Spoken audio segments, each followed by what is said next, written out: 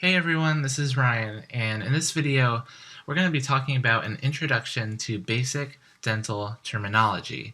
And so whether you're going into the dental workforce or just interested in maybe pursuing dentistry, this video will give you an idea about some of the basic dental terms used by dentists and dental professionals every day. So first, I want to introduce this diagram. It's incredibly important, and you'll probably see something like it hanging up in a dental office.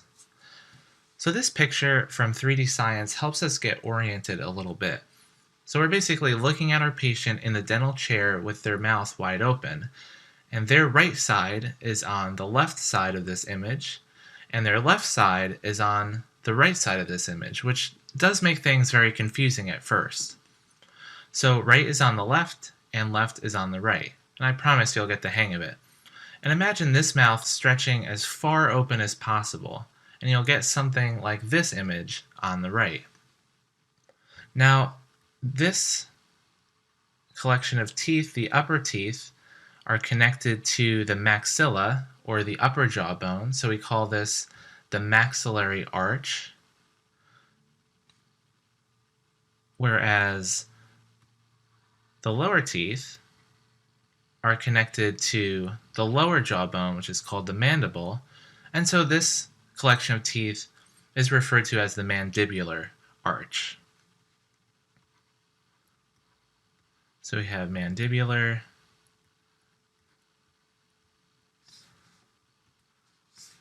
and we have maxillary on the top. Now for types of teeth, and they're oriented by their location, their shape, and their function. So the incisors refer to the front four teeth right here, and this is the same for both the maxillary arch and the mandibular arch. And the incisors are used for incising or slicing food. They're of course important for aesthetics because they're in the front, and they're important for phonetics, like if you're pronouncing F and V sounds, you'll notice that your incisors contact your lower lip.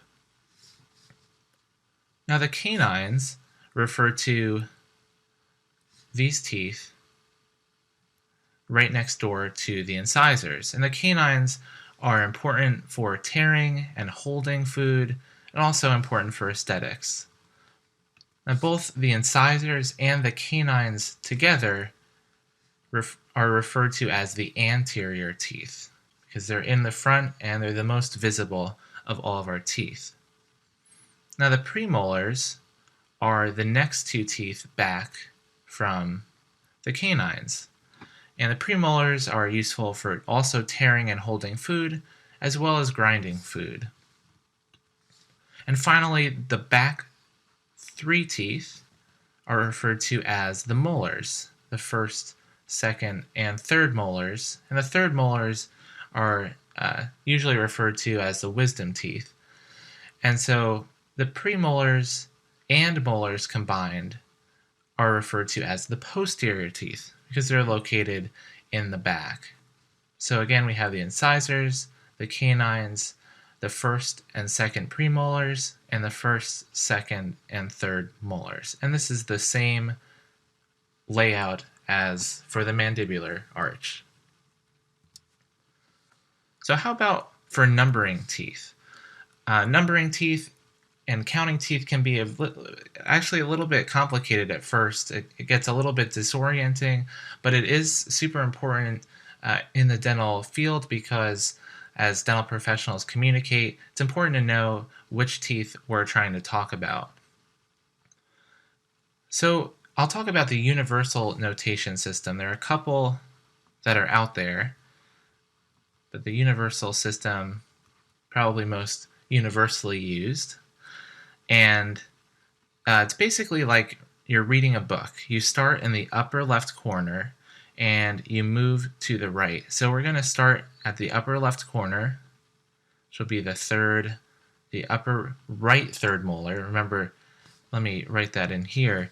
If we're talking about the left side of the image, that's actually the patient's right, and the right side of the image is the patient's left, like we saw in that diagram before. So we're going to start here, and this first tooth will be number 1, followed by number 2, 3, and so on. Once we get to this central incisor, these are 8 and 9, and then I'll skip to here. We have 14, 15, and 16. And so there are 16 teeth in the adult dentition on top, and there are also 16 on the bottom. So what we're going to do is, now that we got to 16, we continue right here to form a nice clockwise circle. So we'll keep going 17, 18, 19, and I'll just skip ahead over to here, 30, 31, and 32. So 32 teeth in total. Now, of course, some people, like myself, aren't born and never develop any wisdom teeth. So if you are missing, say, this tooth and this tooth, you just skip those numbers, and this would still be number 2 and number 3, and so on. You just wouldn't include these numbers. They would just be called congenitally missing teeth.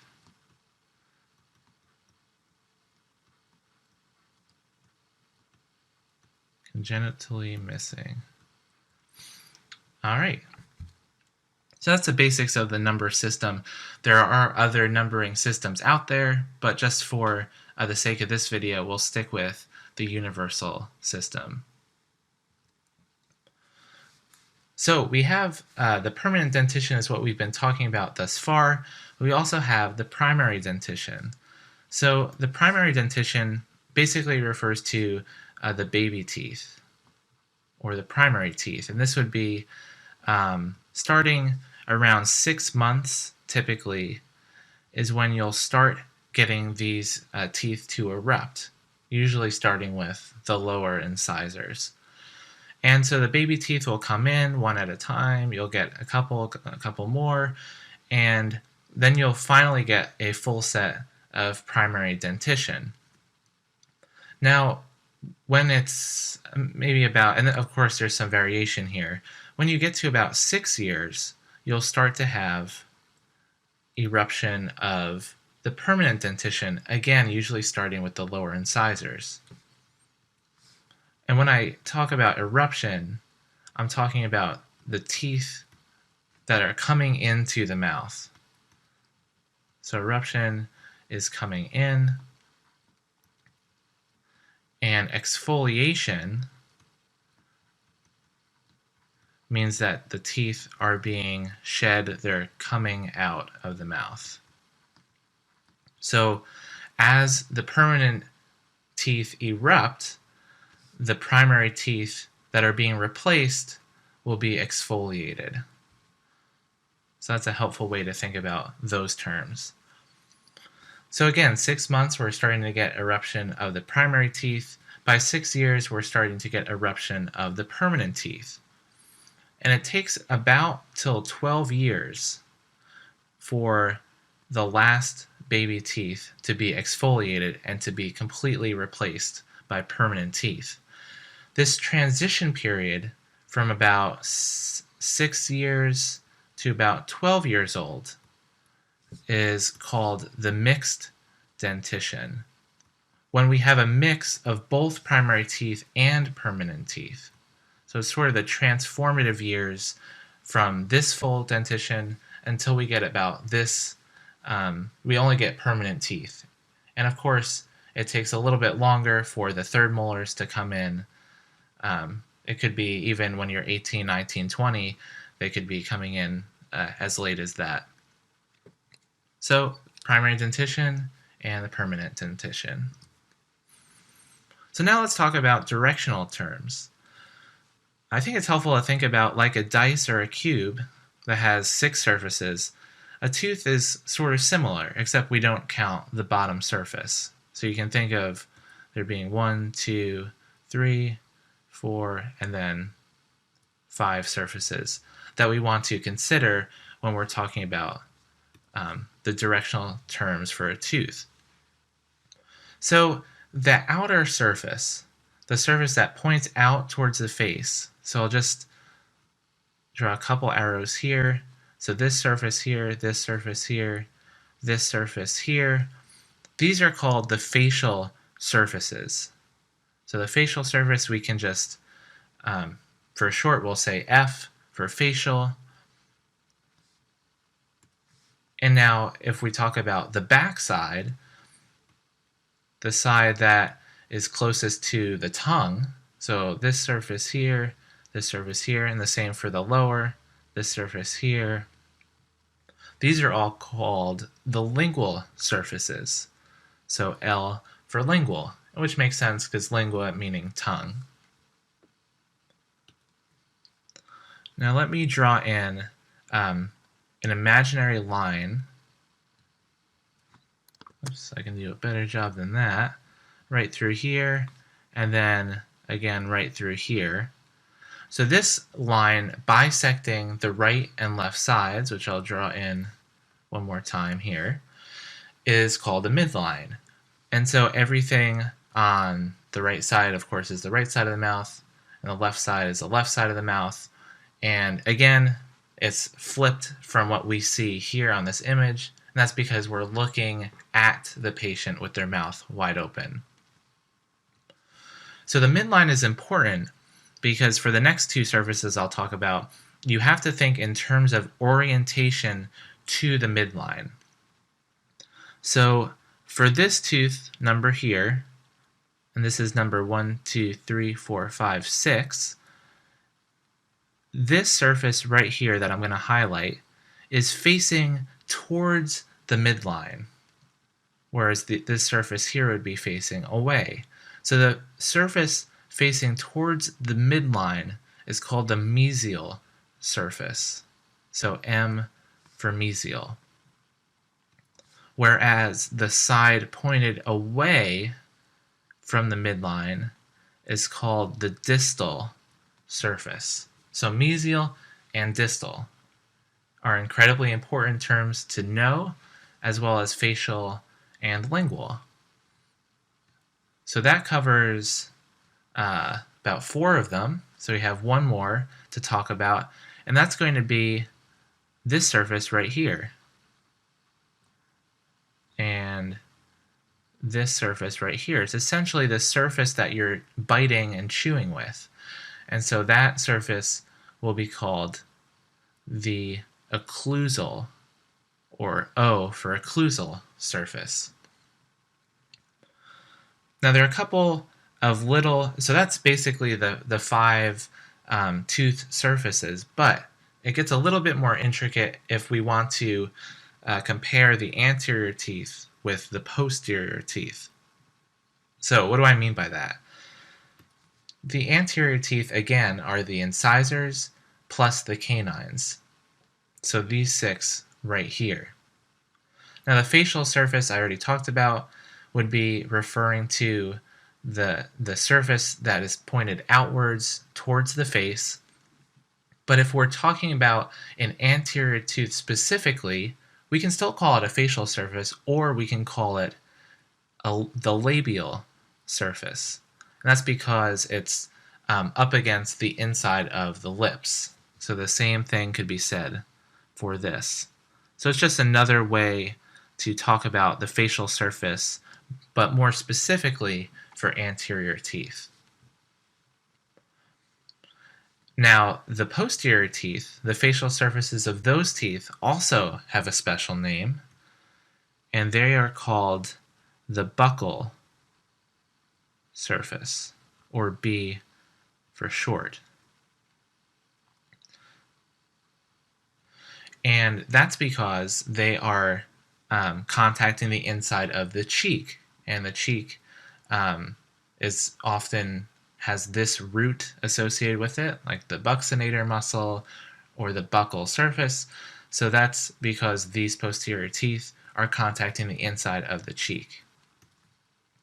So that's a way to distinguish between the facial surfaces of the posterior teeth and the facial surface of an anterior tooth.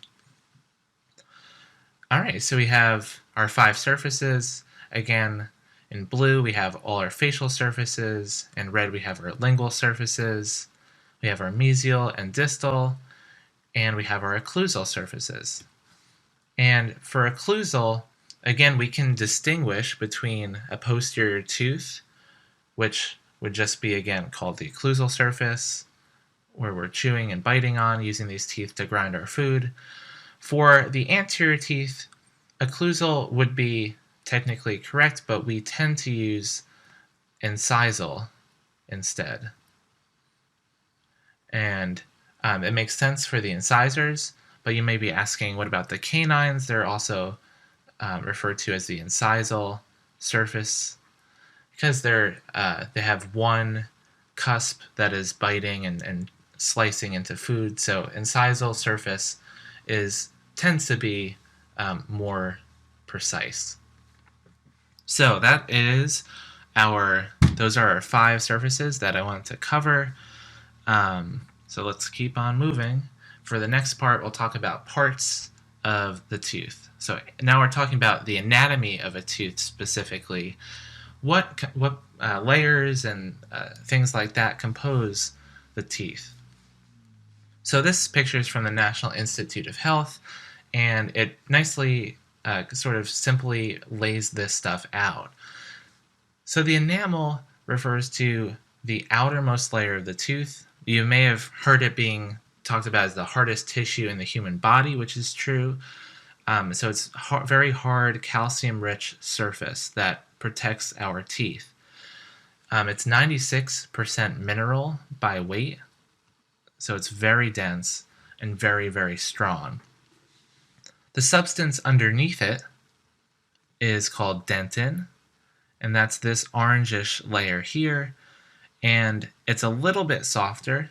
That's because it's about 70% mineral by weight. Now the pulp is this red pinkish material at the very core of the tooth, and this is the soft tissue inside the tooth that contains blood vessels and nerves, basically the life support, the life supply of each tooth. And each pulp consists of specific parts. You have the pulp chamber up here, so that's basically this portion here. You have pulp horns, which are these parts that sort of stick up from the pulp chamber, and you have pulp or root canals, which refer to these portions. And they're often confused with root canal treatment, but everybody has root canals in their teeth, but not necessarily root canal treatment, which is done if you have very deep decay or trauma that damages this root system and you need to clean it all out. So there is a distinction between having a root canal anatomically and a root canal treatment.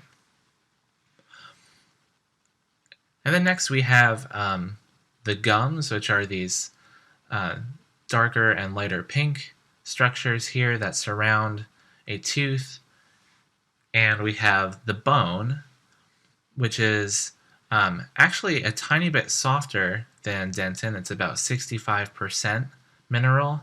And so this would be, as we talked about before, that we had the maxilla, the upper jaw bone, and the mandible, the lower jaw bone, that encases these teeth in place. And I want to just quickly mention that the gums are sometimes also referred to as the gingiva. So sometimes I will call it that instead of the gum tissue. So those are synonymous. Now, not shown here, but I want to highlight, is a thin layer that starts right below the enamel. So we have this white enamel layer, and then right here on the outside of the tooth we have, it's kind of hard to see, I picked a bad color I guess, is this thin orange layer that I'm drawing in. That outermost layer of the tooth below the enamel is called the cementum. Cementum. And the cementum is a thin, hard tissue that covers the root of a tooth, and it is about 65% mineral, which is similar to bone. Now, another structure I want to point out that's not labeled here is this light pink that runs all through here and all the way up through here, and it's almost, continuous with the gingiva, like in this diagram. This structure here that connects the tooth root to the bone is called the periodontal ligament, which I'll just, for short, we'll say PDL. Now, ligaments usually connect bone to bone, like the ACL that you hear a lot about in sports, but here the ligament is connecting a tooth, which is not technically a bone, and the bone of the jaw. So that about covers most of it. We have the enamel, dentin, and pulp layers of the tooth, and we have the gums and the bone that support it, as well as the PDL that connects it to the bone, holds it in place, and the cementum layer of the root. Now, I do want to mention one other kind of technical structure, but it's super important in dentistry, and that is the junction between the cementum and the enamel. And it's conveniently called the cemento-enamel junction, or I'll just say CEJ for short. So the CEJ is a very important structure of the tooth. It's a very anatomically reliable structure and landmark for us to use. If I draw a dotted line that symbolizes the CEJ, the junction between the cementum and the enamel, anything above the CEJ, so let me get this color here, anything above the CEJ is referred to as the anatomic crown of the tooth, whereas anything below the CEJ is referred to as the anatomic root. So you might be wondering, why am I saying anatomic?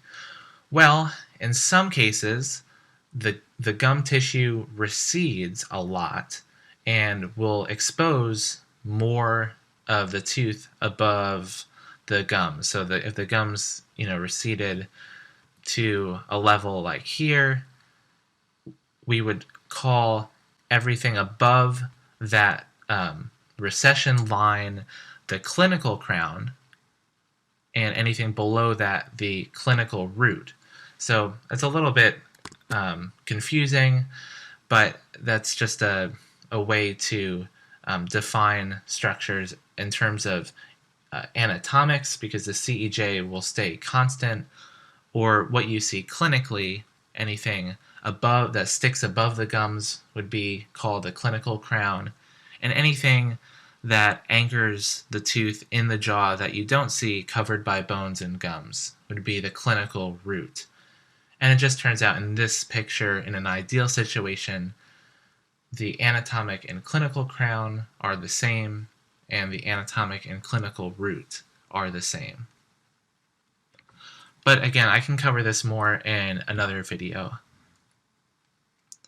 And one other structure before I move on is just the tip of the root is called the apex. And that's important because if we go back to directional terms, if we talk about something that's located in this direction, we would call it the apical direction because it's towards the apex. Whereas if we were moving in this direction, we would call it coronal, or towards the top of the crown. All right. Sorry, I know that was a lot, but this is hopefully some really useful information for you guys. So now let's talk a little bit about disease processes that can happen to the teeth. So tooth decay is the first one we want to talk about. and that refers to the loss of mineral structure due to bacteria and the bacterial products. And this is due to, could be a lot of different things, but usually the cause is plaque, which is a collection of bacteria on the tooth surface. And then our second disease process involving teeth is called gum disease, and this also involves plaque, the collection of bacteria on a tooth surface, which you can see clearly here. It's this kind of icky collection of bacteria, also sometimes called biofilm.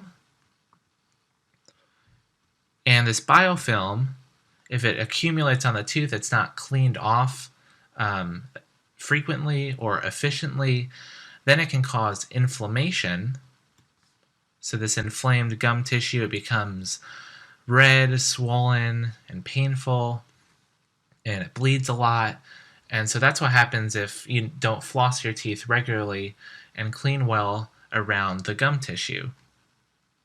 And so this picture is a classic representation of gingivitis, or inflammation of the gums. And I called them gingiva before, and that's where they get, has to do with the gingivitis, is the same root of the word. And then if this plaque stays around even longer, a more severe infection of the gums occurs as the gingivitis gets worse. And it can cause not only gingival inflammation, but the gums and bone that support the tooth can retreat and recede away from the plaque. When it's severe and long-standing enough, the teeth can even loosen and fall out. And this disease process, a more severe gingivitis, is called periodontitis. And it's so named because itis, again for inflammation, and peri, around the tooth. So it's inflammation of the periodontium, which is the tissue around the tooth supporting it in place. So again, this is a more severe disease process, and the way to distinguish periodontitis from gingivitis is periodontitis involves bone loss, whereas gingivitis does not. So periodontitis is an irreversible process because unless we're doing a graft or something like that, bone is very difficult to reform. And finally, I want to finish up this video going through a glossary of some dental terms. We already talked about a bunch, but dentists use a lot of words to describe parts of the mouth and certain problems and procedures. And I just wanted to include some more in alphabetical order. This is from the Glossary of Dental, Clinical, and Administrative Terms published by the ADA. So abrasion refers to wear on a tooth caused by brushing too hard, holding things in your teeth, like the end of a pencil, and other rubbing actions, like using a very abrasive toothpaste. Amalgam refers to a dental filling material made up of a mixture of different metals, such as mercury, silver, tin, and copper, also known as a silver filling. A band refers to a metal ring put around a tooth with cement as part of orthodontic treatment. A bicuspid is also called, it's another name for a premolar.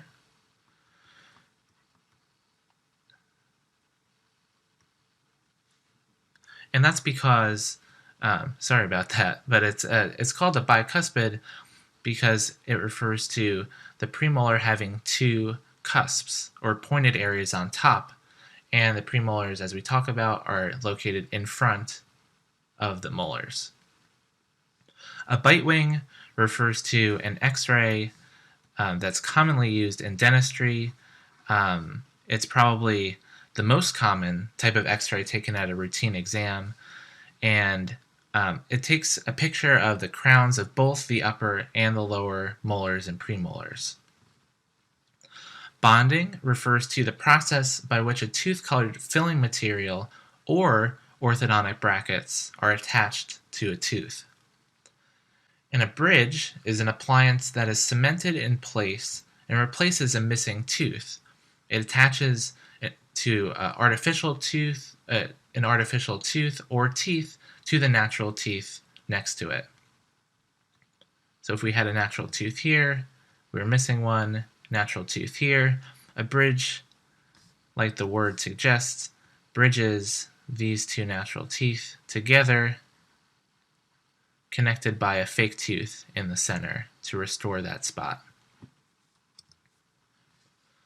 Bruxism refers to an unconscious habit of grinding or clenching the teeth, which often happens when a person is sleeping or during the day if it's related to stress.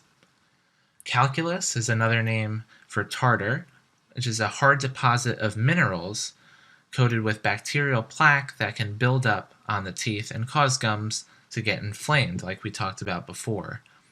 It's basically mineralized dental plaque. It's scraped off when a dentist cleans your teeth or a hygienist cleans your teeth during a routine cleaning. Composite refers to a tooth-colored filling material used to repair or cosmetically enhance teeth that's made up of several types of resin-based substances. A crown can refer to the top part of the natural tooth that's covered with enamel, like we talked about before, but also it's a name for a restoration that covers the entire natural crown when the tooth has broken down and can't be fixed by a smaller amalgam or a composite filling. A cusp refers to one of the pointed parts on the top of a tooth. Dry socket refers to a process of pain and inflammation in a tooth socket following a tooth being removed, and the blood clot is lost, leaving the bone and nerve ending exposed, which again is very painful. An endodontist refers to one of the 9 ADA recognized specialties, and it's a specialist who treats problems of the tooth nerve or pulp, or infections in the bone associated with infected nerves, with procedures such as a root canal treatment. Erosion is the process of losing or wearing of dental hard tissue by acids not caused by bacteria. An extraction is another name for the removal of all or part of a tooth. An impacted tooth is a tooth that's blocked from coming out through the gums by another tooth, bone, or soft tissue. An implant is a device that's put into the jawbone to replace a missing tooth and or hold a prosthesis such as a crown or bridge or even anchor a denture in place. Malocclusion is when the upper and lower teeth aren't lined up well in order to bite and chew properly. A mouthguard is a removable device that a person wears over their teeth to protect them from damage during sports like basketball. And a night guard is similar. It's also a removable device that a person wears over their teeth, but at night to protect them from damage due to bruxism, like we mentioned before. Now, occlusion, like malocclusion, talks about the contact between the upper and lower teeth, but this is just in more general terms, talking about how they contact together in order to bite and chew. An orthodontist is another ADA specialty, and is a type of dentist that works to correct the position of teeth with braces and other instruments. The palate refers to the hard and soft tissues that form the roof of the mouth. A pediatric dentist is also a dentist who specializes in treating children.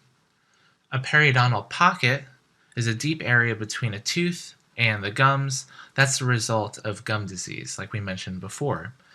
And a periodontist is a dentist who specializes in treating the periodontal tissues that surround the teeth, like the gums and the bone and the periodontal ligament. Plaque is a sticky film of bacteria and other substances that coat the teeth every day. Brushing and flossing help remove plaque, and if not removed regularly, plaque can lead to the things we talked about before, like tooth decay and gum disease. A prosthesis is an artificial replacement of a tooth or teeth, or even missing soft and hard tissues. A restoration is a kind of treatment that repairs or replaces teeth, also called a filling. A retainer is a removable device that's worn in the mouth to prevent teeth from moving out of position, often used after orthodontic treatment or premature loss of teeth to hold open spaces. And again, a root canal treatment is a type of treatment that removes the tooth, nerve, or pulp and seals that space formerly occupied by the nerve with some inert material. A crown is usually recommended, especially for posterior teeth, to cover the tooth to prevent it from breaking after this treatment.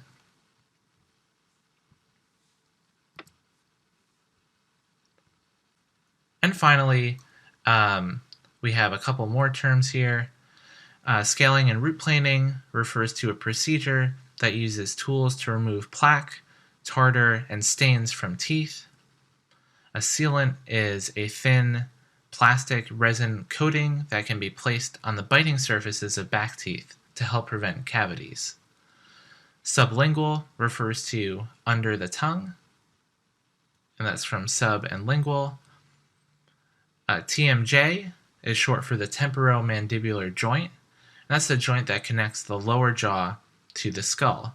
And this is not to be confused with TMD, which refers to temporomandibular joint dysfunction, which is pain, clicking, and other symptoms that are caused by problems with the TMJ and associated muscles.